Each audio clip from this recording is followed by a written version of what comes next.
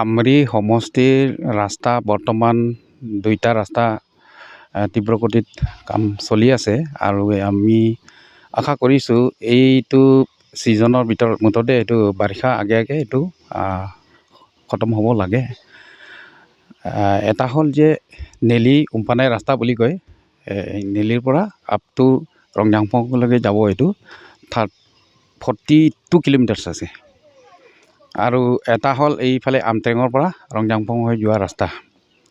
এই দুটা ৰাস্তাটোহে মেইন। এই ৰাস্তাটো মানে বহুত দিনৰ পৰা ৰাইজৰ এটা মানে ডিমাণ্ড আছিলে আৰু ৰাস্তাটো খুব ঠেক আছিলে। মই এইটো ক্ষেত্ৰত আমাৰ অসমৰ মাননীয় মুখ্যমন্ত্ৰী ডক্টৰ হিমন্ত বিশ্ব শৰ্মা ডাঙৰীয়াক ধন্যবাদ জ্ঞাপন কৰিব লাগিব। কাৰণ তেখেতে একবাৰ এই নিৰ্বাচনৰ সময়ত তাত উমচুৱাত আহিছিলে। আহোঁতে প্ৰথমে কিন্তু তেখেতে হেলিকপ্টাৰৰ লগত অহা কথা আছিল, কিন্তু পিছত কেঞ্চেল কৰি দিলে। কিন্তু বাহিৰত আহিছে, বাহিৰত আহোঁতে গোটেইখিনি চাই গ'ল আৰু সেইখিনি কথাটো মানে ৰাইজৰ আগতে কৈছে, এইটো ৰাস্তাটো ইমান মানে বেয়া কণ্ডিশ্যন আছে, মই আহিছোঁ ৰাস্তা চাম বুলিয়ে মই এই ৰাস্তাটিকে আহিলোঁ, গতিকে এইটো ৰাস্তাটো বনাই দিম। তেখেতৰ কথা মতে আজি এই ৰাস্তাটো মানে তীব্ৰ গতিত মানে কাম চলি আছে আৰু এই মাৰ্চ মাহৰ ভিতৰত সম্পূৰ্ণ হৈ যাব লাগে, এইটো আমি দেখিবলৈ পাইছোঁ। আৰু আমাৰ কাৰ্বি আংলঙৰ CM ডক্টৰ তুলিৰাম ৰংহাং ডাঙৰীয়াকো মই ধন্যবাদ জ্ঞাপন কৰিছোঁ এই ক্ষেত্ৰত। কাৰণ একবাৰ আমাৰ চিফ মিনিষ্টাৰ ডাঙৰীয়াই ৰাইজৰ আগত কোৱাৰ পিছত তেখেতে কিন্তু বাৰে বাৰে মানে ৰিমাইণ্ড কৰি থকাৰ কাৰণে এইবোৰ সময়মতে কিন্তু এই কামবিলাক হ'বলৈ মানে সক্ষম হৈছে। আৰু হয়, ডেভেলপটো মানে সাংঘাতিকভাৱে ডেভেলপ হ'ব বুলি মই ভাবোঁ। কাৰণ আগতে সেই আমৰি আৰু জিন্থং এৰিয়াৰ চবচে মানে কাৰ্বি আংলং ৱেষ্ট কাৰ্বি আংলঙৰ ভিতৰতো আটাইতকৈ পিছপৰা অঞ্চলটো এই আমৰি আৰু জিন্থং অঞ্চলটোহে আছিলে।